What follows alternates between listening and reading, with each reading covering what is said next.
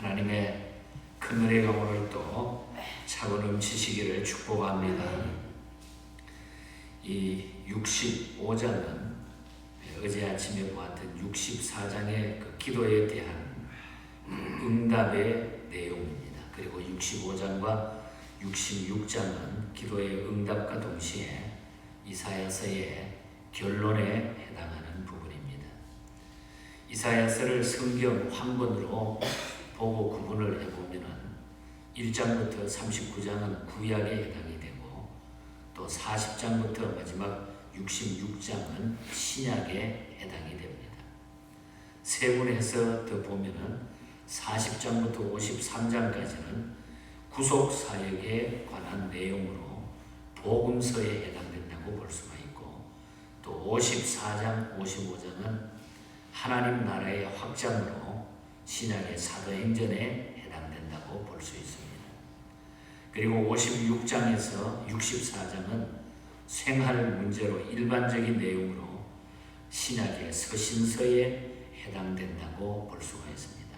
그리고 끝으로 오늘과 내일 아침에 볼 수 있는 65장과 66장은 바로 하나님 나라의 완성으로 요한계시록에 해당되는 그런 말씀인 것입니다.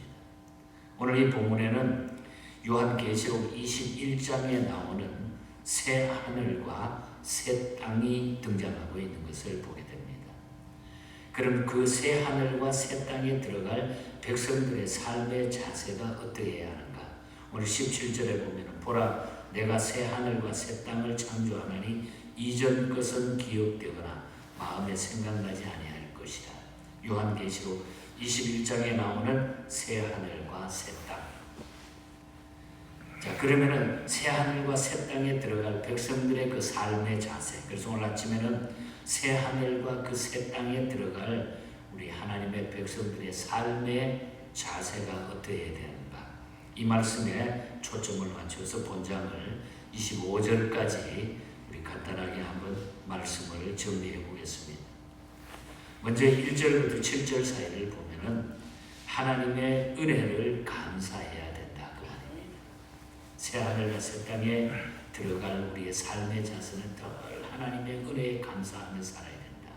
오늘 1절에 보면 하나님께서는 당신을 구하지도 찾지도 부르지도 않는 이방인들에게 자기를 나타내 보이시고 구원하셨다. 하나님이 택해 주셨던 이스라엘 백성뿐만 아니라 이방인들에게까지 하나님께서 구하지도 않았는데 그 구원을 보여주셨다.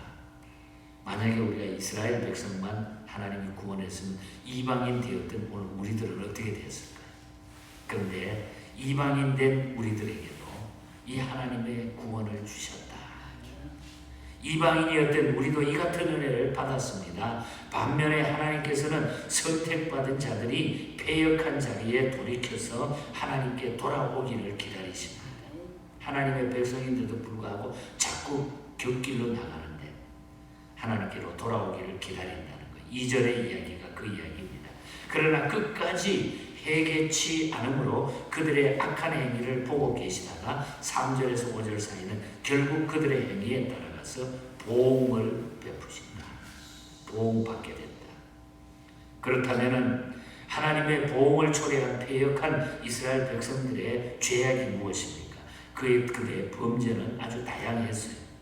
이방인들의 풍속을 따라가지고 나무를 숭배하고 제단 쌓고 규례를 지키지 않고 부정한 음식을 먹고 이교들처럼 점을 치고 별별 짓을 다 했다는 거죠. 그래서 3절과 4절에 보면은 그러한 우상 숭배에 대한, 특별히 4절에 보면은 무덤 사이에 앉으며 은밀한 처소에서 밤을 지내고 가정한 음식을 먹고 제사의 음식을 먹으면서 가정한 은밀한 처소에서 범죄한 자리에서 들어가 있었다는 거죠. 그러나 자비하신 하나님께서는 오래 참으시고 그들의 죄악이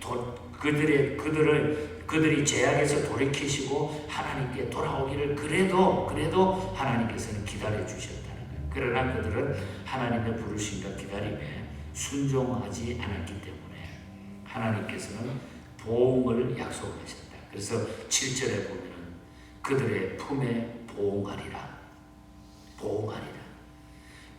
기다리는데 돌아오지 않으면 하나님은 보호한다는 거죠. 이처럼 하나님께서는 당신의 백성들이 범죄했을 때 무조건 징계하시지 않고 당신의 품으로 돌아오도록 권고하시면서 오래 참으시는 자비로우신 하나님을 성경 곳곳에 보여주셨어요. 그러므로 구원받은 이후의 생활이 중요하다. 우리가 하나님의 백성이 되었고 구원받은 하나님의 자녀라고 하면은 그 구원받은 이후의 생활이 참으로 중요하다는 거죠. 하나님께서는 언약 밖에 있는 사람들에게까지 예수 그리스도로 말미암아 구원을 얻는 긍휼을 베푸셨습니다. 이제 우리의 생각대로 행동하기보다는 날마다 하나님 앞에 그래서 우리는 겸손함으로 말씀을 잘 듣고 배워 준행해야 되고 그 말씀 생활에 실천하며 살아가야 된다. 언약 밖에 있었던 우리가 언약의 백성이 된 것은 전적인 하나님의 은혜였다. 그래서 우리는 하나님의 그 은혜에 감사하며 사는 것이 바로 새 하늘과 새 땅에 들어갈 백성들의 삶이라. 그래서 우리는 금년도 한 해의 마지막 달을 우리가 맞이하는데 정말 지나온 모든 삶을 돌아보면서 구원해 주신 그 하나님의 은혜에 감사하는 이런 삶이 우리의 삶의 중심이 되기를 주님 이름으로 축복합니다. 그 다음에 8절부터 16절 사이를 보면은 모든 생활이 하나님 중심이 되어야 된다는 겁니다. 새하늘과 새 땅에 들어갈 백성들의 삶은 모든 생활 중심이 하나님 중심이 되어야 된다. 다 멸망받을지라도 하나님께서는 항상 구원받은 자를 남겨두십니다. 8절에서 10절까지는 그 얘기를 하고 있어요. 세상이 악하고 아무리 형식적인 신자가 많아도 남은 자만 구원을 얻는다. 다 그냥 구원받는 게 아니라 남은 자만, 견디는 자만 구원을 받는다. 하나님께서는 그래서 나의 종 남은 자와 너희 멸망받을 자를 정확히 구분하고 계신다는 거예요. 나의 종과 너희를 정확히 아시고 구분하신다. 그래서 11절에 보면 이스라엘은 하나님과의 관계를 깨뜨리고 이방신 갓을 섬겼습니다. 11절에 보면 오직 나 여호와를 버리며 나의 성산을 잊고 갓에게 상을 베풀며 무니에게 썩은 술을 가득히 붓는 너희여. 여기 갓은 운수의 신이고 무니는 운명의 신. 다 이방 신들입니다. 우상 숭배입니다. 이스라엘은 하나님의 관계를 깨뜨려버리고 그게 이방신을 섬기는 이런 모습으로 있었다는 거죠. 그리고 12절에 보면은 하나님 앞에서 악을 행하고 하나님 보시기에 즐겁지 않는 일을 행했다고 그랬습니다. 이런 이스라엘을 향해서 하나님 앞에 충실한 종들은 기뻐하며 즐거워할 것이지만 악을 행한 자들은 결국은 어떻게 됩니까? 수치를 당하게 될 것이다. 그래서 13절에 보면 수치를 당할 것이다. 악을 행하고 우상 숭배한 자들은 다 수치를 당할 것이다. 그리고 14절에 보면 울며 심령이 상함으로 통곡하게 될 것이다. 신실하신 하나님 앞에 우리의 중심이 바르게 서는 성도가 되어야 되는 것입니다. 그리고 구원받은 자는 모든 생활의 중심이 하나님 중심이 되어야 된다. 하나님께서는 이런 자들에게 13절에 먹을 것 주시고 14절에 즐거움 주시고 그리고 15절에 새 이름을 주시고 또한 16절에 뭡니까? 모든 것을 주시고 과거의 모든 환난까지 잊게 해주신다. 이전 환난이 잊어지고 그렇기 때문에 우리가 하나님과 늘 가까이하고 모든 생활을 하나님 중심으로 생활할 때 하나님의 큰 복을 우리가 누리게 된다. 그래서 하나님 중심으로 살면 복이 저절로 임하게 됩니다. 내 중심에서 벗어나요. 그러니까 새 하늘과 새 땅에 들어갈 백성들은 모든 생활 중심이 하나님 중심이 되어야 된다. 하나님 중심이 되어야 된다. 그래서 우리는 하나님의 은혜를 감사하고 하나님 중심의 생활을 하고 끝으로 17절부터 25절까지는 믿음으로 사는 자가 되어야 돼. 정말로 믿음으로 사는 자가 되어야 돼. 장차 하나님께서는 새 하늘과 새 땅을 창조하십니다. 이 새 하늘과 새 땅은 이전과는 달리 실질적으로 새롭게 변화된 세계를 말하고 있습니다. 하나님께서는 이전의 죄악은 기억도 아니하신다. 곳곳에 신약에도 또한 계시록 21장에도 이야기하고 있습니다. 하나님께서는 우주를 창조하시고 심히 좋았더라고 하셨는데 재창조된 세계의 한 나라와 백성을 보시고 너무너무 기뻐하신다.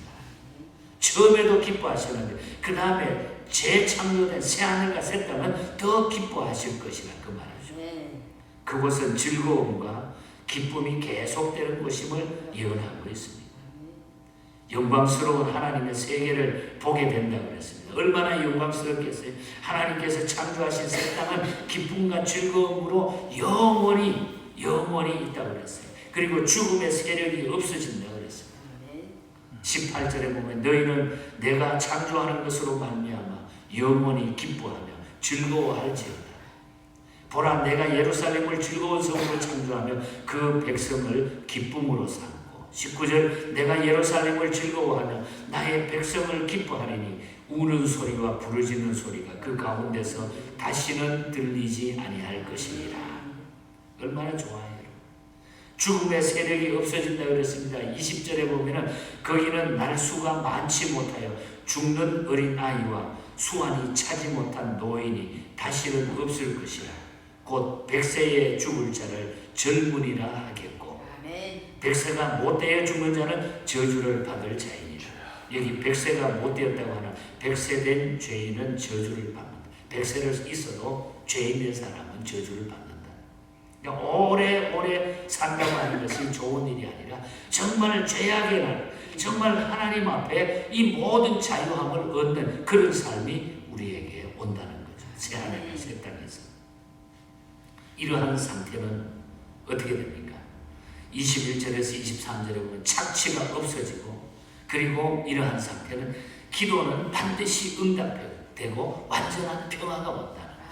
24절에 보면 그들이 부르기 전에 내가 응답하겠고 그들이 말을 마치기 전에 내가 들을 것이며 하나님이 이미 내가 부르기 전에 하나님이 응답해 주시고 말을 마치기 전에 다 들어서 알아서 해 주신다. 알아서 해 주신다. 이러한 상태는 그리스도께서 오심으로 죄의 용서가 이루어지고 자연의 혼란이 원래대로 질서대로 회복된다고 하는 이 모든 것을 보여주고 있는 것입니다. 그래서 25절에 보면 모든 것이 정상적으로 회복이 되는 거예요. 이리와 어린 양이 함께 먹을 것이며 사자가 소처럼 짚을 먹을 것이며 뱀은 흙으로 양식으로 삼을 것이니 나의 성산에는 해함도 없겠고 상함도 없으리라. 여호와께서 말씀하시니라. 정상적인 삶으로 다 돌아가게 됩니다. 얼마나 요즘 이 삶이 비정상으로 지금 되어져 가고 있습니까? 주님 앞에 하나님 앞에 새하늘과 새 땅 주님이 주시는 그곳은 모든 것들이 정상적으로 운행이 되게 되어 있다. 하나님께서는 신실하게 믿음을 지킨 자 남은 자들에게는 늘 이런 복을 주신다는 것입니다. 그러므로 이제 말씀의 결론은 우리도 신천신지에서 누릴 복을 이제 이 땅에서 바라보면서 이 땅 위에서 하나님만을 우리가 소망하며 진리의 하나님을 구하며 신실하게 믿음을 지키면서 우리가 살아가자는 거예요. 그래서 모든 생활이 하나님 중심 그리고 믿음으로 사는 자가 되어야 되고 하나님의 은혜를 우리가 감사해야 돼요. 우리에게는 새 하늘과 새 땅의 축복이 있습니다. 두잇 헌틴통 목사님이 작시한 찬송가 Home of Their 위에 있는 집이라고 하는 찬송이 있습니다. 이것을 1919년에 우리 한국교회가 이것을 이렇게 번역했습니다. 보시오 즐거운 우리 집 그것이 우리의 천국입니다. 새 하늘과 새 땅입니다. Home of Their 위에 있는 집 새 하늘과 새 땅 보아라 즐거운 우리 집 밝고도 거룩한 천국에 거룩한 백성들 거기서 영원히 영광에 살겠네. 3절에 보면 우리를 구하신 주님도 거룩한 그 집에 계시니 우리도 이 세상 떠날 때 주님과 영원히 살겠네. 우리의 일생이 끝나면은 영원히 즐거운 곳에서 거룩한 아버지 거기에 모시고 기쁘고 즐겁게 살겠네. 거기서 기쁘고 즐거운 집에서 거기서 영원히 영광에 살겠네. 주님과 영원히 살겠네. 기쁘고 즐겁게 살겠네. 새 하늘과 새 땅을 살아가는 하나님의 백성의 소망입니다. 새 하늘과 새 땅 그 위에 있는 나의 집이 있습니다. 도시요 즐거운 우리 집이 있습니다. 우리가 그것을 소망하면서 이 땅 위에 하나님의 백성답게 은혜에 감사하며 믿음으로 하나님 중심으로 살아가는 저와 여러분이 되시고 항상 승리의 생애를 살아가는 이런 확실한 글자의 삶을 사시기를 주님 이름으로 간절히 축복합니다. 하나님 아버지 감사합니다. 우리에게는 영원한 새 하늘과 새 땅 하나님 주심을 감사합니다. 감사합니다. 우리 주님 안에 모든 자유함이 있습니다. 정상적인 삶이 있습니다. 기쁨이 있습니다. 즐거움이 있습니다. 이 놀라운 소망을 이미 우리에게 확신하게 하셨사오니 감사합니다.